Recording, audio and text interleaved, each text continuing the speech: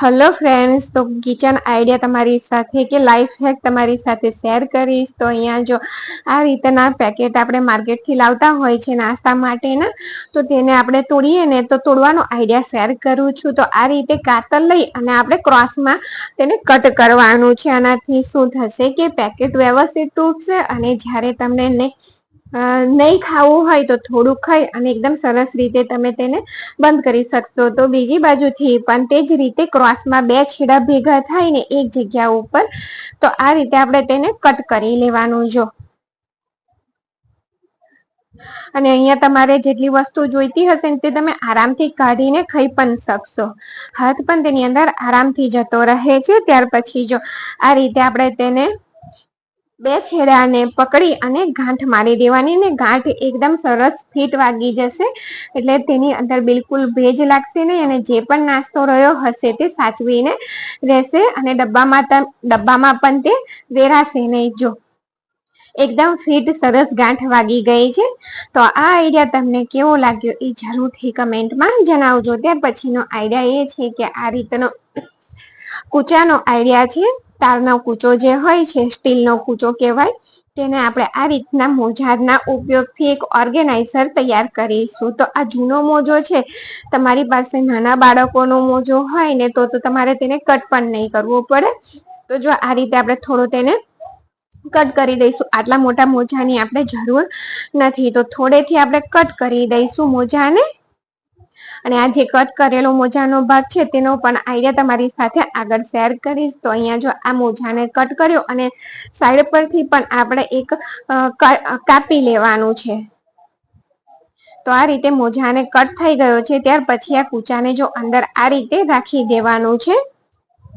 રાખવાનું છે. ત્યાર પછી સોય અને દોરાથી આ મોજાને બધી બાજુથી આપણે સાંધી લેવાનું છે, સિલાઈ કરી લેવાની છે. એટલે કે જો અને કૂચો અંદર રાખીને ના ફાવતો હોય તો તેને બહાર કાઢી અને આ રીતે આપણે બધી બાજુથી તેને સિલાઈ કરી લઈશું. થોડી સિલાઈ થાય ત્યાર પછી આપણે કૂચાને તેની અંદર રાખી દઈશું. તો જો અને થોડી સિલાઈ થાય ત્યાર પછી જો તમે આ રીતે દોરાને ખેંચશો ને એટલે એક વાડકા જેવું મોજું તૈયાર થઈ જશે. તો તેની અંદર હવે આપણે કૂચાને રાખી દેવાનું અને હવે ફરીથી આપણે જે બાકીનો ભાગ છે ત્યાં સિલાઈ કરી લઈશું. તો બધી સિલાઈ થઈ ગઈ છે અને આ રીતે જો લાસ્ટમાં આપણે તેને સિલાઈ કરી અને પેક કરી કરવાનું છે. તો જો આ રીતે સરખું કરી અને સામસામેના છેડા ભેગા કરી અને સિલાઈ કરવાની. તો આ બિલકુલ આપણે ઉપયોગી એવું ઓર્ગેનાઇઝર બનીને તૈયાર થશે. જો તમે સિલાઈ કરતા હશો ને તો પણ તે બિલકુલ ઉપયોગી થઈ જશે. તો જો આ રીતની આપણે સોય સાંધવા માટે ઘરમાં હાથથી સાંધવા માટે પણ સોય રાખતા હોય છે, તો તેને તમે આ રીતે તેની ઉપર ગોચી અને સાચવીને રાખી શકો છો. ત્યાર પછી જો અહીંયા બીજી પણ મારી પાસે સોય જ છે, પણ જો આપણે સિલાઈ જે લોકો સિલાઈ કરતા હોય ને તેની પાસે ટાંકણી વાળી સોય મનકાવાળી ટાંકણી હોય છે, તો તેને પણ તમે આ રીતે ઊભી ગોચી અને ઘણી બધી ટાંકણીઓ આની ઉપર ગોચીને રાખી શકો છો. ત્યાર પછી અહીંયા બીજું તમે આ રીતે તેનો બીજો ઉપયોગ બુટ્ટી ભેરવીને પણ કરી શકો છો.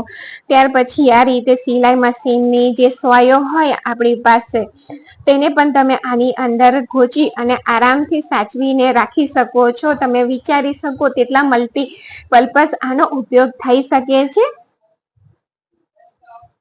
ત્યાર પછી જો આ જે કટ કરેલો આગળનો મોજો હતો ને તેને આપણે આ રીતે નાની સ્ટ્રીપ જે રીતે રબર હોય ને તે રીતે તેની સ્ટ્રીપ કટ કરી લઈશું. તો અહીંયા આ બે રીતે ઉપયોગ થઈ શકશે. તો તમે આ રીતે તેને કટ થઈ જાય ત્યાર પછી આ રીતે ખેંચી દેવાની, એટલે એક રબરમાં કન્વર્ટ થઈ જશે. જો આ રીતના રબર આપણે લાવતા હોઈએ છીએ ને તેવું આ રબર તૈયાર થઈ ગયું. તમે તેને માથાની અંદર નાખી શકો છો અને આગળ બીજો ઉપયોગ પણ તેનો હું બતાવીશ. ત્યાર પછી જો આ રીતના પેપર કપ હોય ને તેનો ઉપયોગ સરસ તમારી સાથે ઉપયોગ એટલે કે આ આઈડિયા છે કે બાળકોની તમે બર્થડે રાખી હોય, નાના બાળકો હોય તો તમે આ રીતે તેને ચોકલેટ કે ડ્રાયફ્રૂટ પેક કરીને આપો ને તો બાળકને કંઈક નવીન લાગે અને ગમે પણ ખરું. તો જો થોડો કટ લગાવી અને આ ઉપરનો ભાગ છે ને એને કટ કરી લઈશું.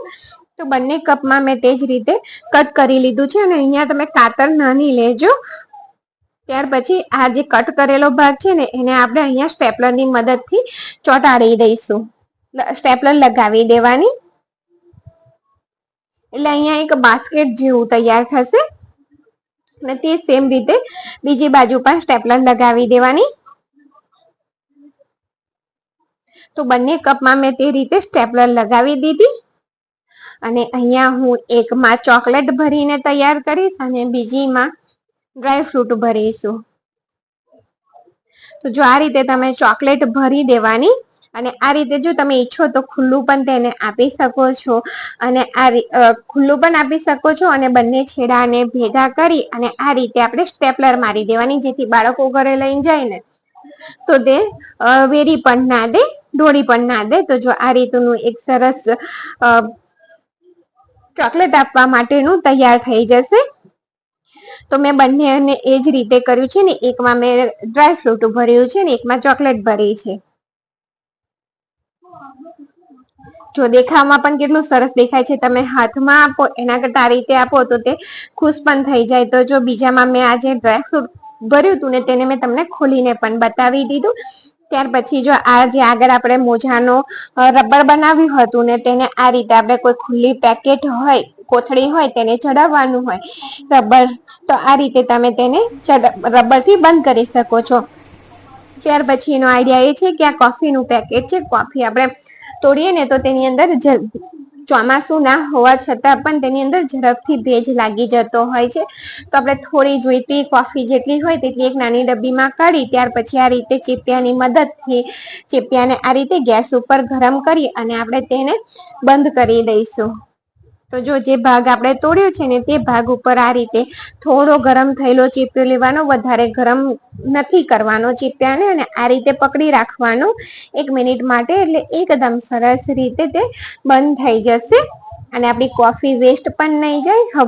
ભેજ લાગી જાય તો તે પછી ઉપયોગમાં આવતી નથી. તો તમે આ આઈડિયા પણ કોઈ પણ પેકેટની, કોફીનું તો ખરું જ, પણ કોઈ પણ પેકેટ સાથે કરી શકો છો. અને અહીંયા જો મેં ઠલવીને પણ બતાવું છું કે એકદમ સરસ રીતે પેક થઈ ગયું છે. Thank you for watching.